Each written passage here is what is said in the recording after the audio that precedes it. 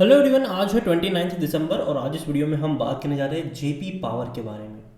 18 रुपये का शेयर है और एक महीने में अगर आप देखोगे तो 2% का फॉल है। जनरली जो मेजर फॉल हमें देखने को मिला है वो पिछले हफ्ते यहाँ पर देखने को मिला है, क्योंकि खबर आई थी यहाँ पर और खबर बिल्कुल भी अच्छी नहीं थी। बात करेंगे उसके बारे में, लेकिन उससे पहले अगर आपने अभी तक चैनल को सब्सक्राइब नहीं किया है तो प्लीज़ अभी इसे सब्सक्राइब कर लीजिए, क्योंकि आगे भी बहुत सारे वीडियोस हैं जो आपको काफ़ी ज़्यादा हेल्प करेंगे। तो जेपी पावर 2% का फॉल है, लेकिन ग्राफ देखो इंटरेस्टिंग है। पिरामिड ही पिरामिड बनते हैं हर बार यहाँ पर। अगर आप एक साल की बात करोगे तो 30% का ग्रोथ है। ग्राफ अगेन मैंने कहा इंटरेस्टिंग है, पिरामिड्स बने हैं यहाँ पर। तेज़ी आती है, गिरावट आती है, तेज़ी आती है, गिरावट आती है, तेज़ी गिरावट। तेज़ी आई थी यहाँ पर 23 रुपये पर शेयर गया था, मेजर फॉल आया 16 पे गया, वापस तेज़ी आई यहाँ पर, वापस अभी फॉल की शुरुआत हो रही है।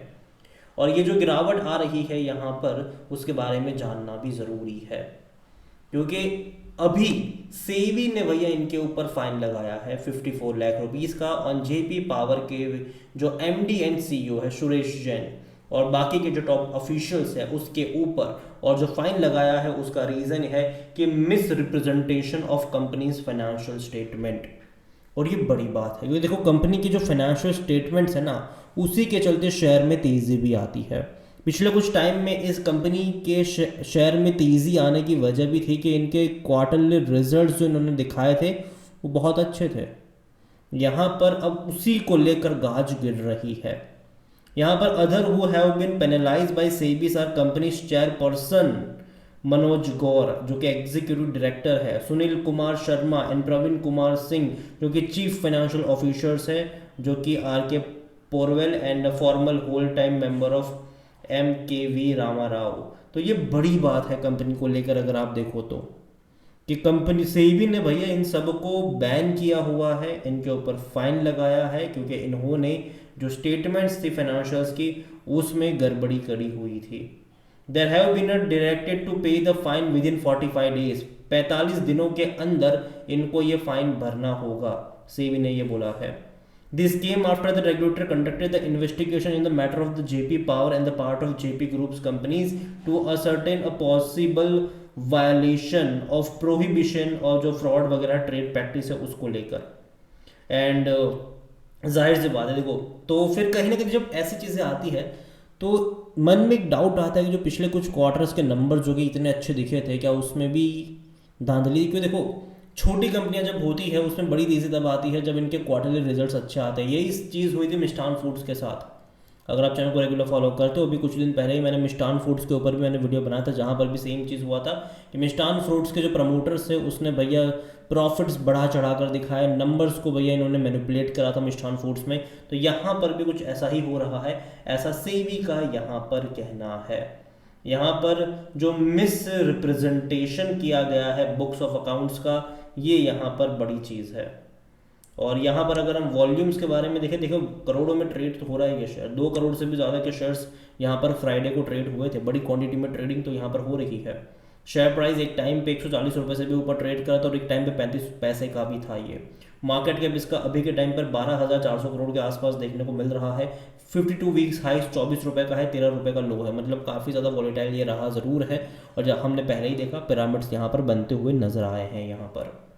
और देखिए कंपनी का अगर हम वैल्यूएशन देखोगे तो आपको सस्ता लगेगा। रीज़न क्या है? प्रॉफिट्स इन्होंने पिछले क्वार्टर में बड़े करे हैं।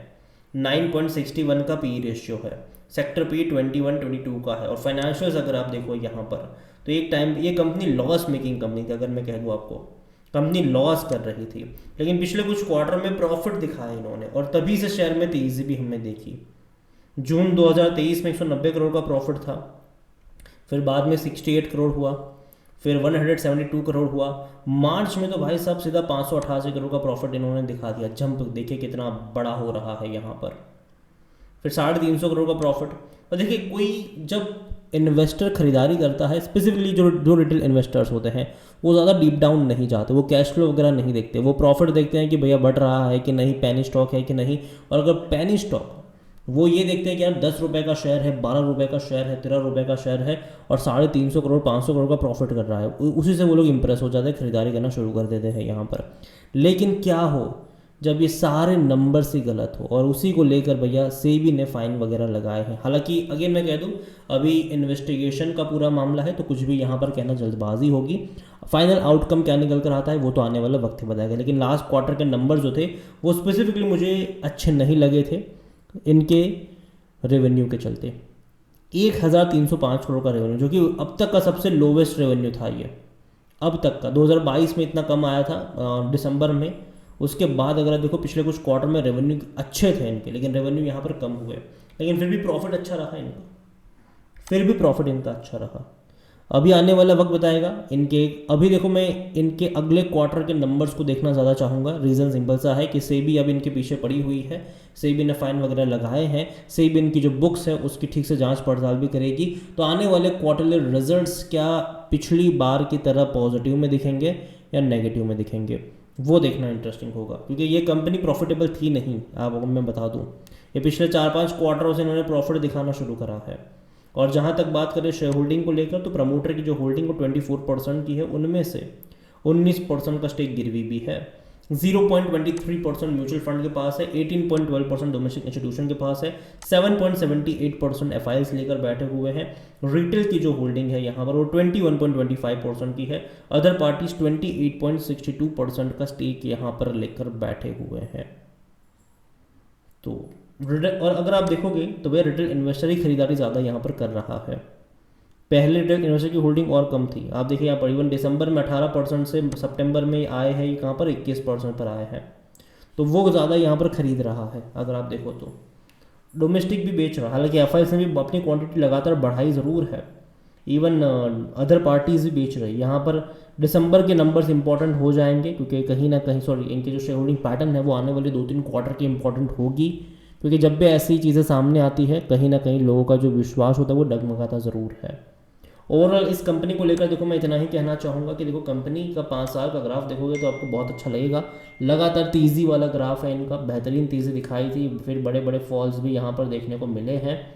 लेकिन जो नंबर्स यहाँ पर आए हैं, जो चीज़ें सामने आई है, वो तो आने वाला वक्त बताएगा कि कैसी चीज़ें यहाँ पर निकल कर आती है। ओवरऑल जब सेबी ने कुछ जाँच पड़ताल करी तो कहीं ना कहीं कुछ तो होगा। जो फाइन लगे हैं वो भैया चेयरपर्सन वगैरह के ऊपर लगे हैं, एमडी सीईओ के ऊपर लगे हैं, जो छोटी बात नहीं है, ठीक है। और 45 दिन के अंदर उनको फ़ाइन भरने के लिए भी बोला गया है। और जब ऐसा इन्वेस्टिगेशन होता है उसके बाद के जो नंबर्स आते हैं वो देखना इंटरेस्टिंग होगा। तो मैं अभी के लिए तो इतना ही कहूँगा, दूर बैठो तमाशा देखो, एटलीस्ट इनके दिसंबर के और मार्च के नंबर देख लो कि वो कैसे आते हैं और क्या पिछली बार की तरह पॉजिटिव में ही दिखते हैं कि नहीं, वो सबसे बड़ा सवाल यहाँ पर होने वाला है। और देखो पावर सेक्टर मुझे पसंद है कंपनियाँ, ठीक है, ये नहीं, ठीक है, कंपनियाँ मुझे पसंद है। टाटा मुझे अच्छा लगता है, अदानी भी एक तरीके से आप ट्रस्ट कर सकते हो। लेकिन मैं पहले ही बोल चुका हूँ कि पावर सेक्टर में जो खरीदारी के मौके होते हैं वो जनरली बारिश में और ठंडी वाले माहौल में नहीं होता, वो गर्मी वाले माहौल में होता है। मतलब कि जहाँ तक तेज़ी की बात आती है, मैं पहले ही बोल चुका, मुझे लगता है कि जो तेज़ी आएगी पावर सेक्टर में वो फरवरी में आपको देखने को मिलेगी।